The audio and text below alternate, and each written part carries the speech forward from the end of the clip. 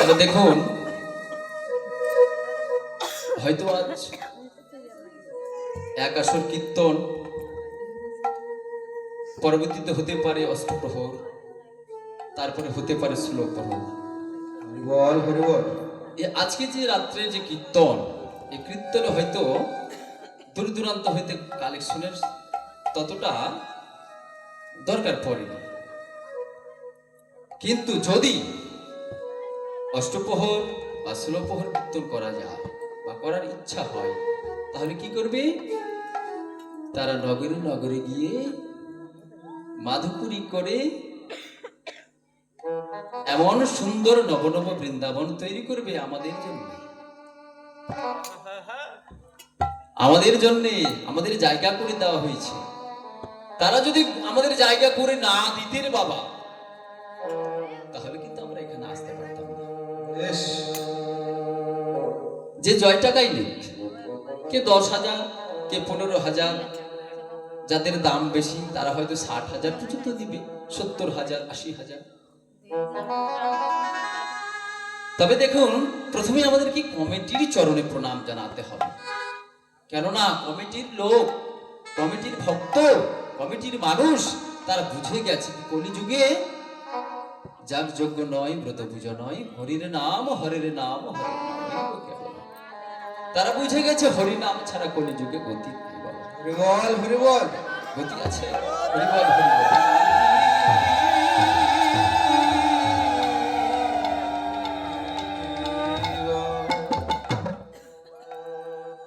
দেখেন, অন্যান্য যুগে ছিল ধ্যান, ব্রত, তপস্যা, পূজা, কিন্তু আমাদের কলিযুগে সব কিছু বর্জন করে দিয়ে কি করতে? হরিনাম নিয়ে এসেছে, হরিনাম নিয়ে এসেছেন কলিযুগের মাঝে। তাই তারা বুঝে গেছে হরিনাম ছাড়া গতি নাই, হরিনাম ছাড়া গতি নাই। তাই আজ কীর্তন আসরে দাঁড়িয়ে আমি তাদের চরণে প্রণাম জানাই। তাই মহাজন বলেছেন, যেখানে যেমন সেখানে তেমন, যার কাছে যেমন তার কাছে তেমন, যেখানে যেমন সেখানে তেমন, যে অবস্থায় যেমন সে অবস্থায় তেমন। কিন্তু আজ আমরা নবনব বৃন্দাবনে আসতে পেরেছি, আমাদের এক জন্মের তপস্যা নয় রে মা, শত শত কোটি জন্মের তপস্যার ফলে এমন সাধু সঙ্গ মিলে।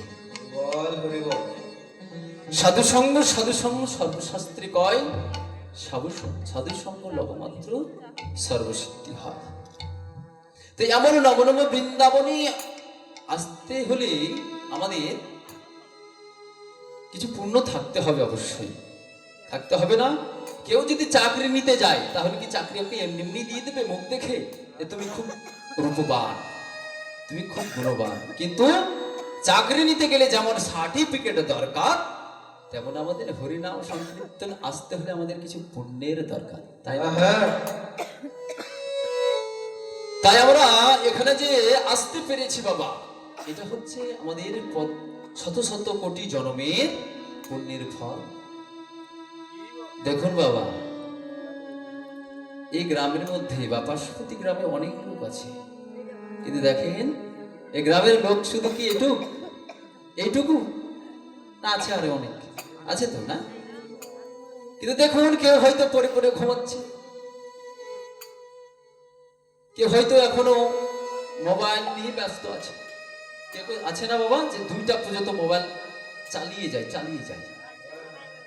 কিন্তু দেখুন, ভগবানের কৃপা যদি না হয়, এমন সাধুগুরু বৈষ্ণবের বাজারে আসা সম্ভব নয়। তাই মহাজনী বলেছে, যেখানে যেমন সেখানে তেমন, যে যুগে যেমন সেই যুগে তেমন। তবে বাবা, আমরা যে এখানে উপস্থিত হয়েছি, আমাদের প্রথমে কর্তব্য কি? প্রথমে আমাদের কর্তব্য হচ্ছে আমাদের যে ভজনের জায়গাটি, সেই ভজনের জায়গাটি আমাদের পাকাপোক্ত করা। পাকাপোক্ত কেমন করবেন? যেমন একজন গোসাই যদি পুজোয় বসে, তাহলে তার প্রয়োজন প্রথমে কি? আচমন, আগে নিজের দেহ শুদ্ধি করতে হবে এবং তার বসনের জায়গাটি তার মন্ত্রের দ্বারা পবিত্র করতে হবে। তা না হলে কি পুজোর যোগ্য না। তাই আমরা এখানে উপস্থিত হতে পেরেছি অনেক সাধু বৈষ্ণব, কিন্তু আমাদের প্রথমে চিন্তা করতে হবে আমাদের জায়গাটি কি পাকা হয়েছে। তাই আমাদের উলুধ্বনি জয়ধ্বনি দিয়ে আমাদের দর্শনের জায়গাটি পাকাপুক্ত করে নিতে হবে। তাহলেই তো আমরা ভজনের পথে এগোতে পারবো, আমাদের কীর্তন শ্রবণ করা সার্থক হবে।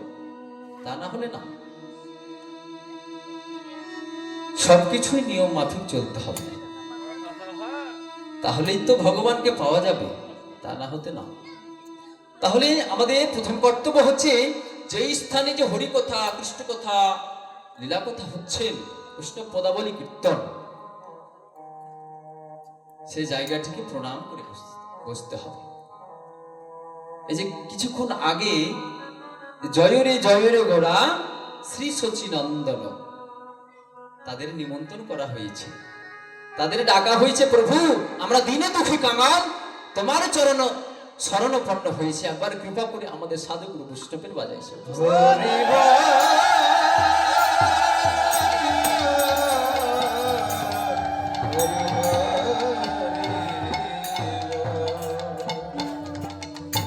প্রভু তোমার নাম ছাড়া গতি না, একবার কৃপা করে আমাদের এই ভক্তের মাঝে এসে উপস্থিত হবে।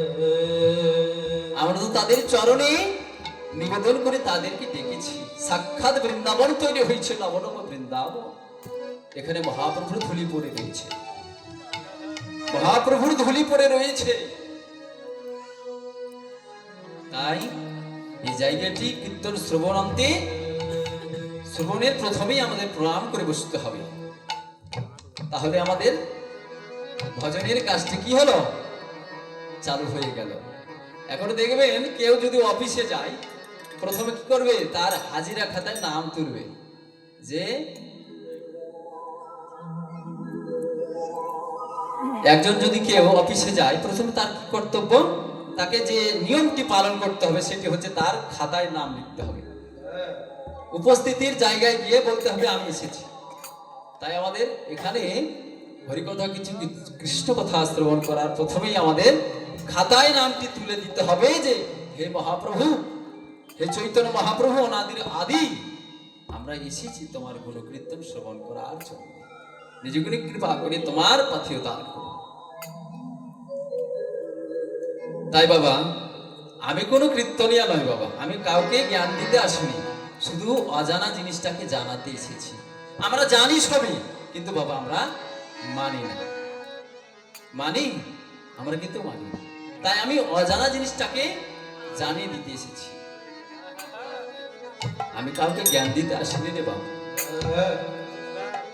তাই আমাদের আরো জানতে হবে যে আমরা যে কীর্তন শ্রবণ করতে এসেছি, কীর্তনের অর্থ কি, কীর্তন শ্রবণ করে আমাদের লাভ কি। তাই আমাদের প্রথমে জানতে হবে যে আসলে কীর্তন শব্দের অর্থ কি। কীর্তন শব্দের অর্থ যদি আমরা না জানি, তাহলে আমাদের আসা যাওয়াই সার হয়ে যাবে, আসা যাওয়াই সার হয়ে যাবে। তা না হলে জ্বরের ওষুধ খেতে গিয়ে আপনি মাথা ব্যথার ওষুধ খেয়ে ফেলবেন, বা প্রেসারের ওষুধ খেয়ে ফেলবেন, এরকম অবস্থা হবে বাবা। তাই আমাদের প্রথমে জানতে হবে কীর্তন শব্দের অর্থ কি। কীর্তন শব্দের অর্থ হলো যে কীর্তিকথার দ্বারা ভক্তজনের আধ্যাত্মিক এবং জাগতিক চেতনা জাগ্রত হয়, তাকেই কীর্তন বলে মহাজন গণ্য করে।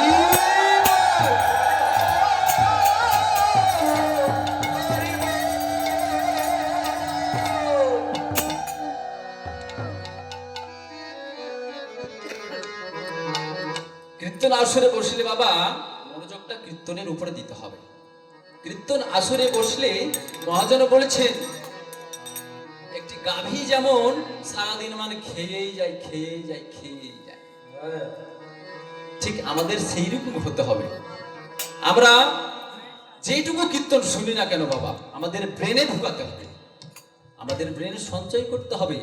যেমন একটি গাভী সারাদিন মানে খায়, রাত্রে ঘুমানোর সময় দেখবেন জাবর কাটে না বাবা, জাবর কাটে। কেন?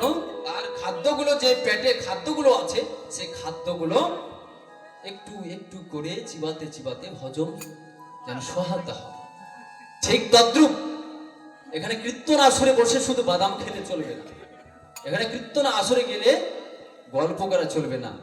তাই যেই কীর্তনে যে কথাগুলো বলছে, যদি আপনি ব্রেনের মধ্যে ঢুকাতে না পারেন, তাহলে আপনার কীর্তন শ্রবণ করা বৃথা বৃথা।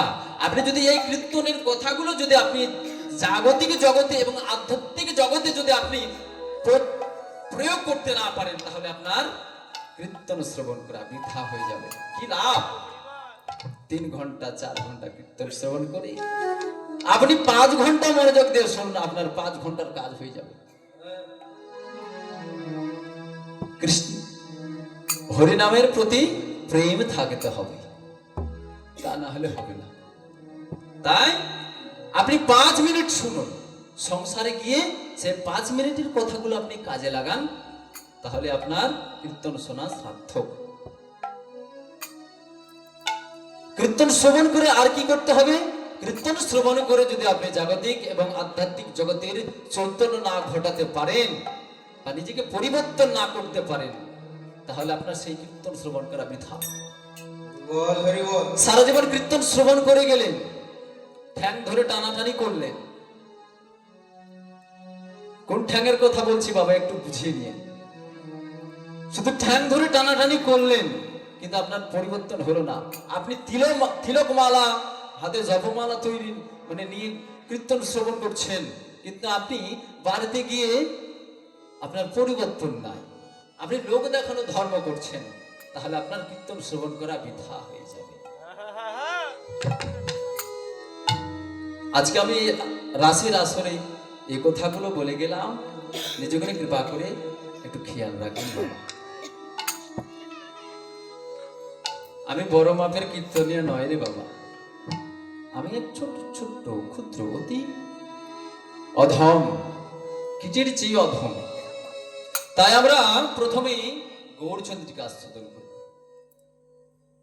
প্রথমে গৌরচন্দ্রিকা আস্বাদন করব, প্রথমে নবদ্বীপ লীলাকে স্মরণ করে চলে যাব বৃন্দাবন লীলায়। তাই বৃন্দাবন এবং নবদ্বীপ লীলার পার্থক্য কি? নবদ্বীপ এবং বৃন্দাবন লীলার পার্থক্য হচ্ছে, নবদ্বীপ লীলাকে মহাজন মধুর সাথে তুলনা করা হয়েছে, যে নবদ্বীপ লীলা হচ্ছে সরাসরি ভক্ষণ করা যায়, প্রেমের সাথে ভক্ষণ করা যায়। আর বৃন্দাবন লীলাকে মহাজন ঘিয়ের সাথে তুলনা করা হয়েছে, কারো সঙ্গে মিশিয়ে খেতে হয়। তাই কি মিশিয়ে খেতে হলে আমাদের গভীর ভাবাপন্ন হতে হবে। তাই আমরা চলেন সকলে মিলে বদনী উলুধ্বনি জয়ধ্বনি দিয়ে আমরা প্রথমে গৌরচন্দ্রিকা আস্বাদন করি। আজকে আমার লীলার বিষয় ভগবানের অনন্ত কোটি লীলা, তার মধ্যে 64 লীলা।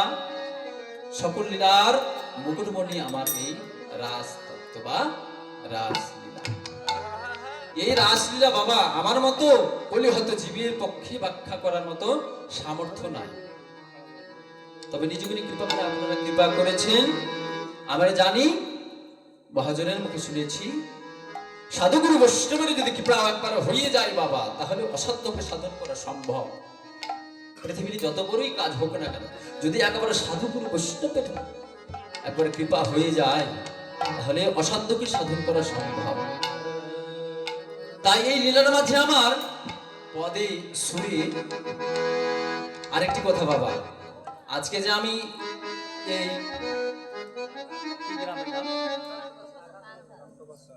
কান্তপাশা, আমি এখানে আমার জীবনের প্রথম রাসটি শুরু করতে চলেছি। আমি এর আগে কোথাও রাস করিনি বাবা, তবে আমি নতুন মানুষ, নিজেকে কৃপা করি ক্ষমার দৃষ্টিতে দেখবেন। আমি সাধনহীনা ভজনহীনা, রাস সম্পর্কে আমার কোনো জ্ঞান নেই, সাধন নেই, ভজন নেই, তবে আপনারা নিজেকে কৃপা করলে অবশ্যই আমার দ্বারা সম্ভব হবে। তাই নিজ সন্তান মনে করে, বোনেদের কাছে নিজ ভাই মনে করি, বড়দের কাছে ছোট ভাই মনে করি, নিজগুণী কৃপা করে আমায় ক্ষমার সুন্দর দৃষ্টিতে দেখবেন। আবারও আপনাদের আতুল চরণে জানাই শত শত কোটি ধন্যবাদ।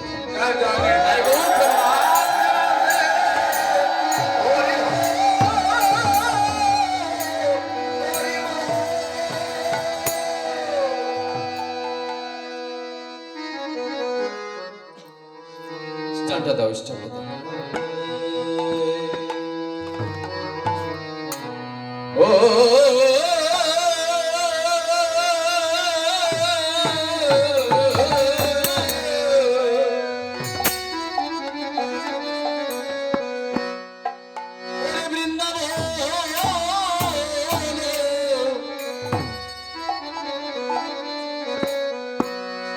ওরে লীলা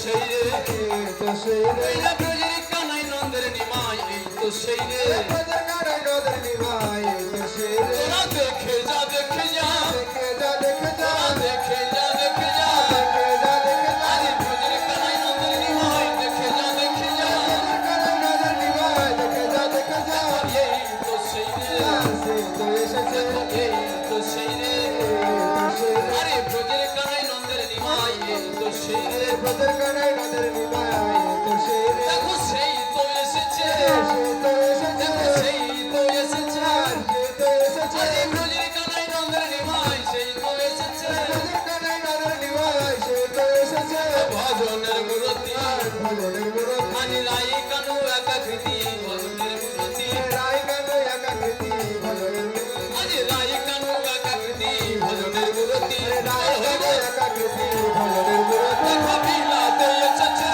রাতে এসেছে হরি নামের প্রেম লয়ে বিলাতে এসেছে হরি নামের প্রেম লয়ে বিলাতে এসেছে হরি নামের প্রেম লয়ে বিলাতে এসেছে হরি নামের প্রেম লয়ে বিলাতে এসেছে দেখো সেই তো সেই রে এই তো সেই রে আজ ব্রজের কানাই নন্দের নিমাই এই তো সেই রে ভজের কানাই নদের নিমাই এই তো সেই রে আর হরিবল হরিবার হরি বল হরি বল হরিবল হরিবার হরি বল হরি বল আজ প্রেমানন্দ বাহু খুলে হরিবল হরিবার প্রেমানন্দে বাবু তুলে হরি বল হরি বল আজ হরি ছাড়া নাই বলার বল হরিবল হরিবার হরি ছাড়া নাই বলার বল হরি বল হরি বল কলি জীবের ইহাই সমল হরিবল হরিবার হরি দিবের ইহা সবল হরি বল হরি বল আজ হরি ছাড়া নাই বলার প্রেমানন্দে হরিবল হে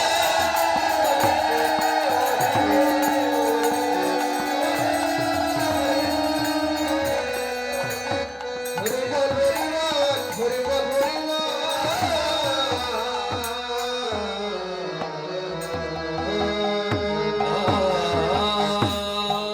শ্রী কৃষ্ণ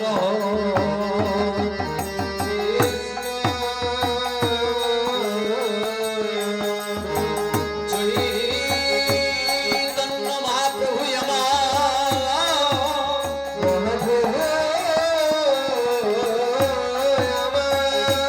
নাথের নাথ পতিতের পাবন কাঙ্গালের ঠাকুর গৌর সুন্দর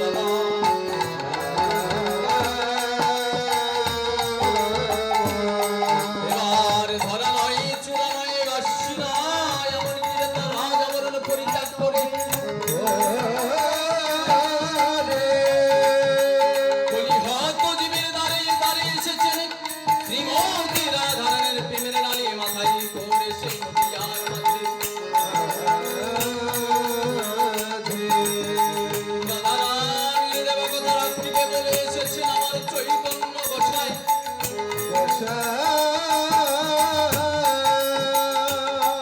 আজ প্রত্যেকটি জীবের দ্বারে দ্বারে হরি নামের ধ্বনি নিয়ে এসেছেন আমার গৌরাঙ্গ মহাপ্রভু তারে দেখ তারে বলে দন্ত তৃণ ধরি আমার ক্রিয়া না হয় একবারে প্রেমানন্দে বল গৌর হরি অন্যদিকে আমার মস্তক কাপাত্তা কলিহত চিত্ত উদ্ধার করবে বলে আমার মতো কামন্দ বিষয় চিত্ত উদ্ধার করবে বলে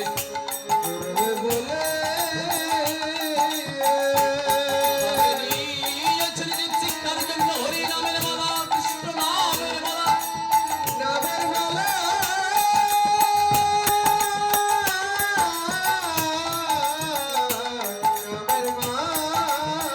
সেই গোলকে বৃন্দাবনের সেই প্রেমধন প্রভু নিত্যানন্দের করুণায় নিয়ে এসেছেন আমার নদিয়ার মাঝে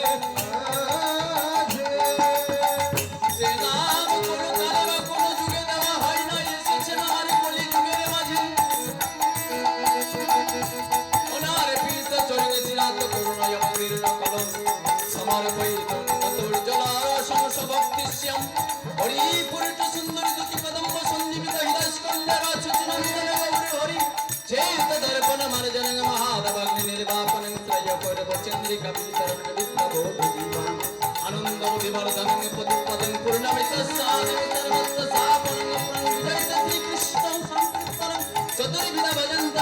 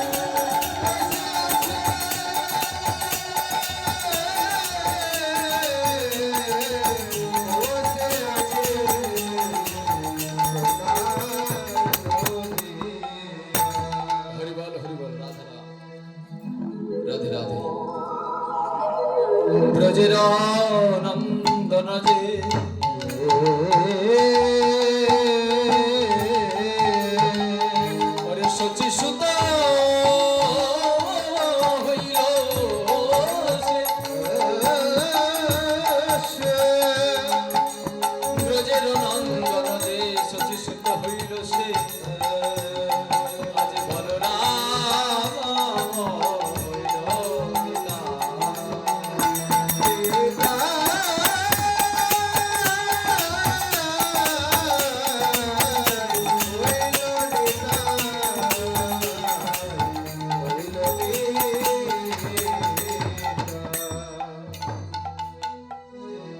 হরি বল হরে কৃষ্ণ। ব্রজের নন্দন যে আজ সচিসুত হইল সে আজ ব্রজের নন্দন যে সচিসুত হইল সে আজ বলরাম কি হয়েছেন? আজ বলরাম নিত্যানন্দ প্রভু হয়েছে।